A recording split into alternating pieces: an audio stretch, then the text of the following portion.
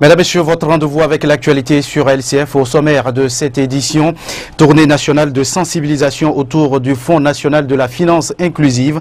Son tout premier produit APSEF continue d'être présenté aux populations. L'actualité à l'étranger, bain de sang à l'aéroport de Karachi au Pakistan. Une attaque revendiquée par les talibans fait une trentaine de morts. Merci à vous qui nous avez choisis. Bienvenue à toutes et à tous. Pas de répit pour les sensibilisations autour du Fonds national de la finance inclusive et son tout premier produit APSEF, accès des pauvres aux services financiers, fait du chemin. La ministre du Développement à la base, Victoire Dogbe, parcourt le territoire national pour le présenter aux populations. Voici l'étape de la région des Plateaux avec Jacques Pekemsi.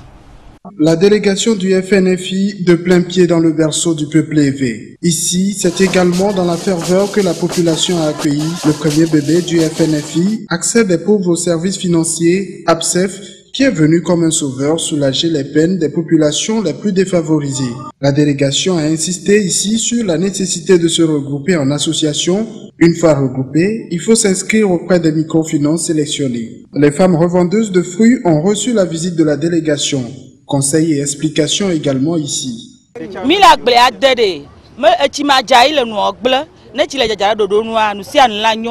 Voilà mi antocha mi la ya du mi le mawayo ma ochala we la vame ne mi gba ko ga kwa agbere gba kekereji ne ma nu sasa chala gba pereji pe ko mi ano ga vivijo ne mi le ga vivijo a ga kuma ne ga gbama gbedua mi atetu ikaba ma ide ko ne mi olo. Puis Victor Tomega Dogbe et sa suite ont bravé la pluie pour arriver à Tou. Ici encore, c'est le même message. Ce n'est pas de l'argent offert, juste un prêt qu'il faut rembourser. Il revient, je pense, aux bénéficiaires que sont les populations de se reconnaître dans ce produit et de pouvoir l'utiliser comme il faut, cela se doit, puisque c'est un crédit, pour que ça puisse être remboursé. Et comme nous savons que c'est 4 cycles, quand on participe au premier cycle, qu'on puisse bien se comporter, qu'on rembourse et qu'on puisse bénéficier du deuxième, du troisième, du quatrième cycle. Et nous pensons qu'au bout des 4 cycles, on peut réellement noter un changement dans la vie des Togolais, des Togolaises. Le produit APSEF n'exclut aucune personne, les hommes sont aussi concernés. Je viens de recevoir l'argent, je me sens à l'aise. Je ferai le commerce avec l'argent. Je remercie le gouvernement de m'avoir donné cette chance pour pouvoir augmenter mon commerce. Des démonstrations ont été également faites séance tenante afin que la population puisse s'approprier le message. Elles sont partenaires dans l'opérationnalisation du Fonds national de la finance inclusive, les institutions de microfinance. On en compte beaucoup au Togo. Intéressons-nous à une d'entre elles. Elle a pour nom Aliada. Ses membres étaient ce lundi en Assemblée générale à Lomé. Nous retrouvons Jacques Pekemsi pour le compte-rendu. C'est avec cette prière que les membres de la microfinance Eliada ont ouvert les travaux. Cette 6e Assemblée générale a été l'occasion pour les participants de marquer une pause, observer le parcours déjà fait et prévoir les stratégies futures. Il est de bon temps que le mandat que nous avons reçu, une fois, une année passée, que nous fassions le point aux mutualistes de comment ou bien quel est l'état de la mutuelle. Quoique la situation soit un peu difficile, pour l'essentiel, je suis satisfait. Je suis satisfait, je rends grâce à Dieu de ce que nous sommes parvenus à ce résultat. Mais pour l'avenir, je suis encore plus confiant. Et comme toute microfinance, Eliada offre à ses membres plusieurs produits qui leur permettront de soulager leurs peines. Particulièrement à Eliada, et bien que nous octroyons de crédit comme toutes les autres institutions de microfinance, le produit phare d'Eliada, c'est le prépayé.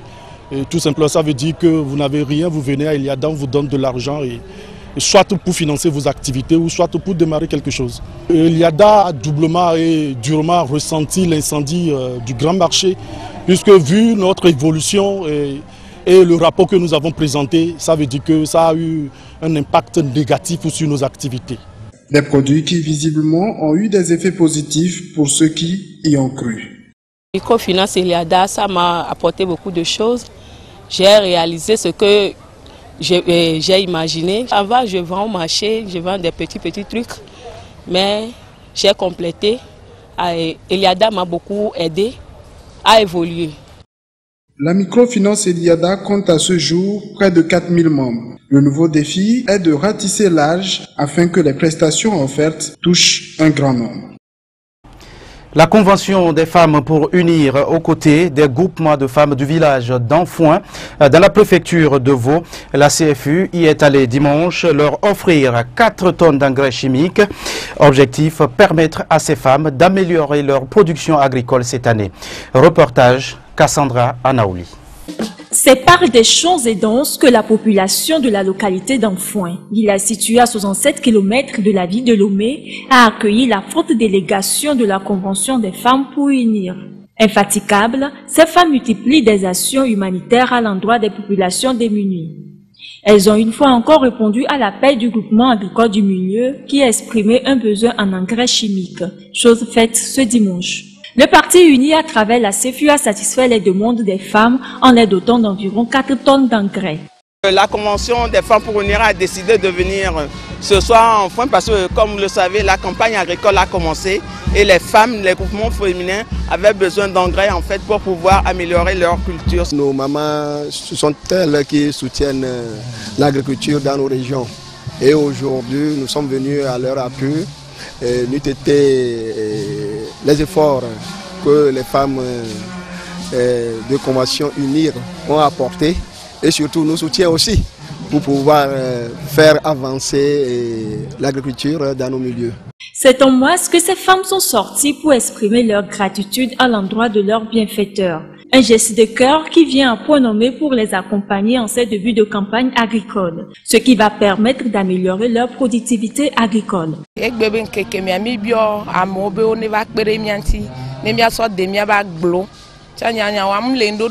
Nous avons demandé à la CFU de nous aider en engrais chimiques pour améliorer la récolte de cette année.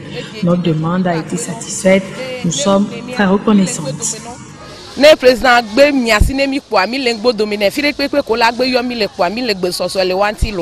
C'est un plaisir renouvelé par ces femmes d'être aux côtés du monde rural. Ce geste fort apprécié par ces femmes a pour ambition de les soutenir et de poursuivre la politique agricole du chef de l'État. Le message fort de ce rendez-vous, c'est d'encourager les femmes des zones rurales, leur dire que nous sommes derrière elles, nous sommes à côté d'elles. Le président Forest Ordinaire est à côté d'elles, à travers nous, pour leur dire que la campagne agricole doit produire des effets positifs dans notre pays et que nous devons améliorer la productivité des femmes dans notre pays. La CFU compte étendre cette action sur toute l'étendue du territoire.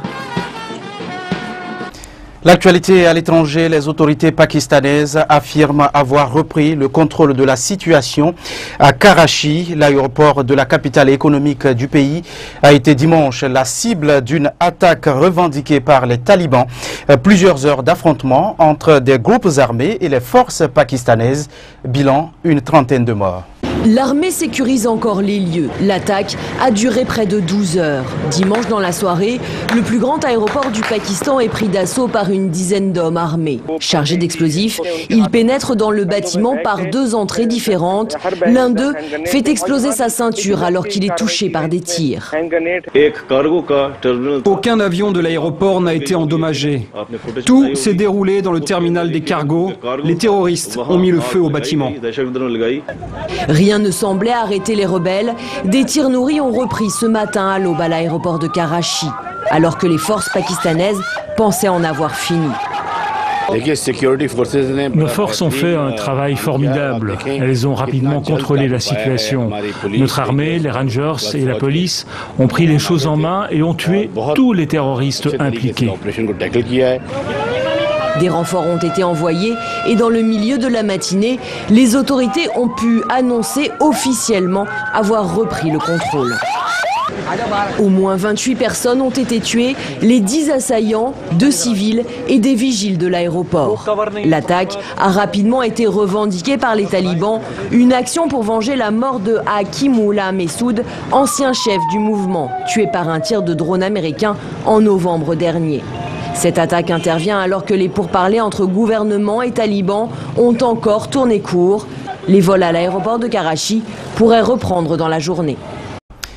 C'est une rencontre historique entre 2 frères ennemis de toujours. Les présidents israéliens et palestiniens ont pu se retrouver dimanche au Vatican sur invitation du pape François, une occasion inédite au cours de laquelle le souverain pontife a délivré son message de paix aux deux dirigeants. Ils se serrent la main, se donnent l'accolade, visiblement heureux d'être là. Dans un triangle de verdure au cœur du Vatican, Mahmoud Abbas et Shimon Peres, réunis pour une prière historique autour du pape François. La prière, vecteur d'un nouveau dialogue entre Israéliens et Palestiniens, c'est le souhait du pape qui lance un vibrant plaidoyer pour la paix. Il faut du courage pour faire la paix. Beaucoup plus que pour faire la guerre. Il faut du courage pour dire oui à la rencontre et non au conflit. Oui au dialogue et non à la violence. Le président israélien reconnaît que le processus de paix exige des compromis. La paix n'arrive pas facilement. Elle requiert des sacrifices et des compromis.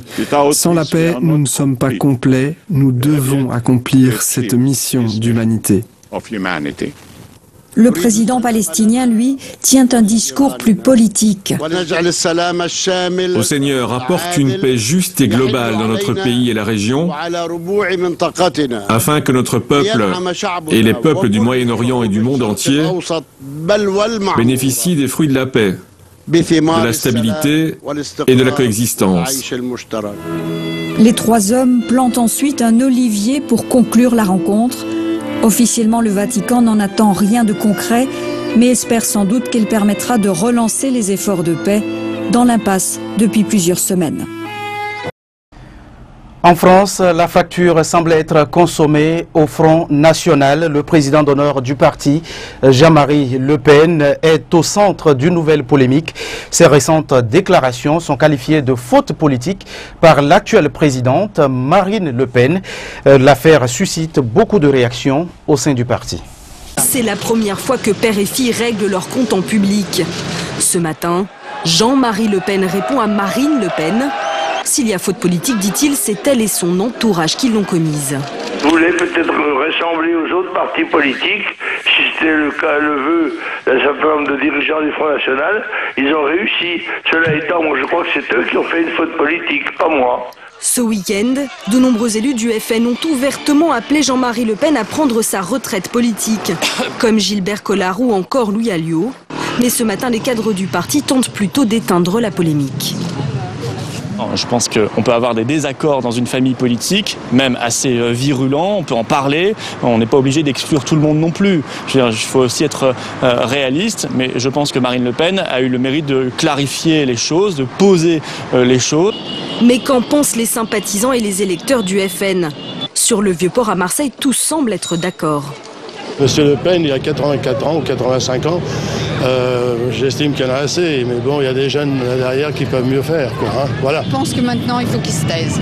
Il n'y a plus rien à dire, plus rien à faire, et qu'il laisse le reste évoluer comme elle le veut, Marine Le Pen. Mais lui, il faut qu'il se taise à la retraite. Soutenir le chef historique, président à vie du FN ou la nouvelle patronne du parti, un choix de conscience pour les militants frontistes. Merci à vous qui nous avez suivis. C'est la fin de cette édition. Bonne suite de nos programmes. À demain.